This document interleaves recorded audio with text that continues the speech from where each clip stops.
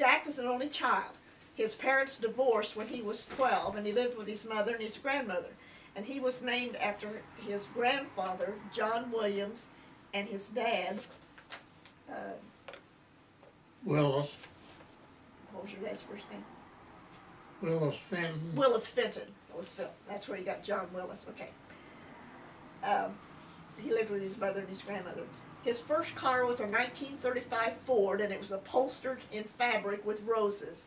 And the roof leaked, and we always said that when it rained, it watered the roses. Mary Jane had 3 sisters, 1 year apart. Her mother died when Mary Jane was 6, and she was raised by her grandmother and her dad. And her dad died when he was 52 years old.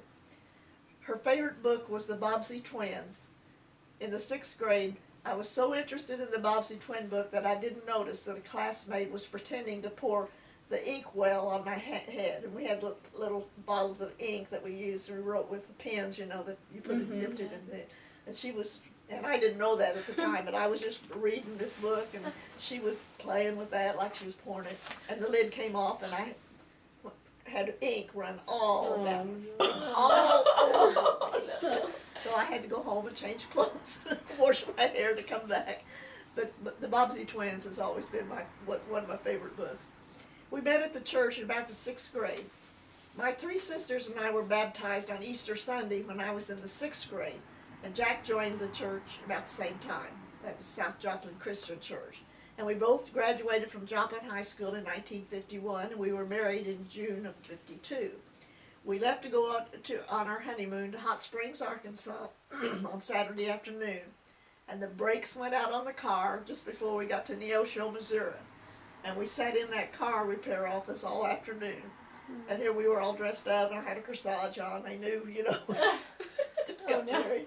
And I think other than that, I don't think they'd have worked on the car because they were wanting to go home on Saturday evening, you know. But they went ahead and fixed the car. Jack served in the Army from April 53 to April 55. And the story about the snake and chasing the jackrabbits was all happened at Fort Sill, Oklahoma. Terry was born February 17th of 1956 and died June 19th of 1991, the saddest day of our marriage. Her visitation was on our 39th wedding anniversary. Gordon was born February 26, 1960. I was cookie chairman for the district, and I had a house full of cookies in February of '67. It was a busy day with people picking up cookies all day. Jack's mother was making the annual chop suey and banana cake for dinner for the birthdays, and about 4 o'clock we couldn't find Gordon. We called neighbors and looked everywhere, and I was ready to call the police when my brother-in-law in Duquesne called to tell us that Gordon was there. Jack went to pick him up.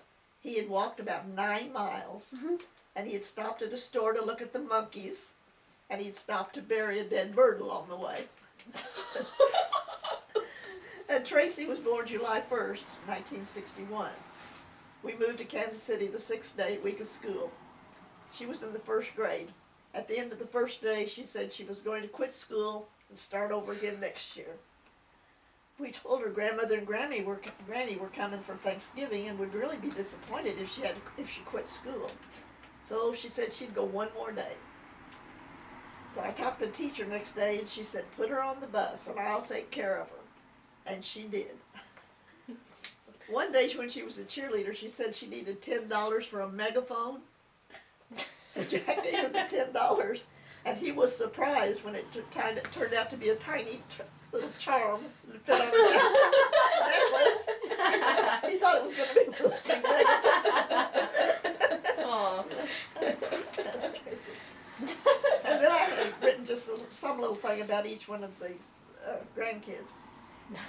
Misty, I wrote Doggy Head.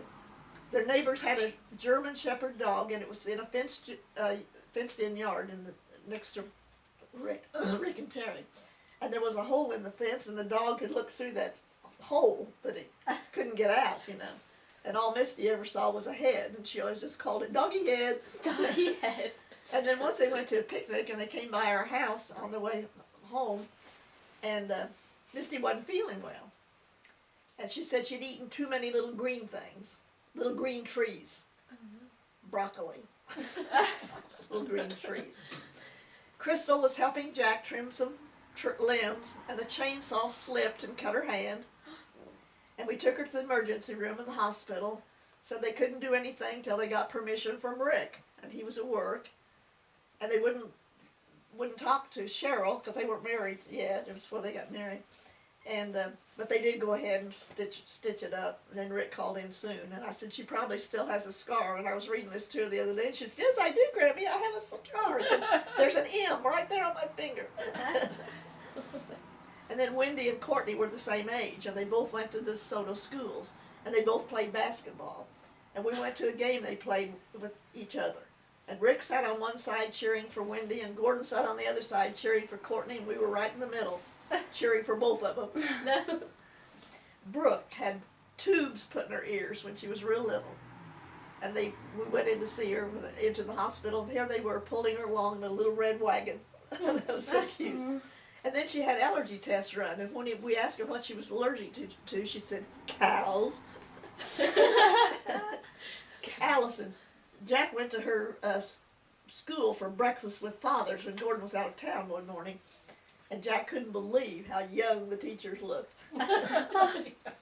Becky, before Becky was old enough to read, we were visiting them, and the Harry Potter books had just come out. You remember that, Becky? Mm-hmm. And she asked me to read it to her. Every time we finished a chapter, she just begged me to read another chapter. She never got enough of Harry Potter. Emily, Jack took her to the neighborhood playground in Broken Arrow. She made friends with people there and brought them to meet Papa Jack from Kansas City. And these were people she didn't even know. Sarah, we were visiting, and on Sarah's birthday, we asked her where she wanted to go for a birthday lunch, and she said Chinese. She didn't talk very much. She'd just say one word at a time. After we ate, I asked if she'd like some ice cream, and she nodded, and I got her a dish. She sat and looked at it for a long time, and I asked if there was something wrong. After a long pause, she finally said, sprinkles. So I took her over and let her put the sprinkles on the top of it. Papa Jack took Jack to Walmart to spend a $10 gift certificate that he had one time. Everything he wanted was much more than $10. Papa Jack said, Jack, you only have $10 to spend, and he was looking at $40 or $50. Jack says, well, show me the $10 toys. And he wasn't too happy with them. And then the only thing I had written about the great-grandkids, and I really hadn't thought too much about that, but one of them was Aiden. One Thanksgiving when Aiden was about 5, he helped Pam write the place cards and put them around the tables. And we went in, and I was looking for my name. Yeah. And when I found it, Aiden looked at it and said, so you're Mary Jane. I thought you were Grammy. I thought that was really cute. That's funny. Then when Ainsley was born, we went to the hospital to see her, and Lily showed us all the babies in the nursery. And she said, look, Grammy, they look like burritos. And you know, they really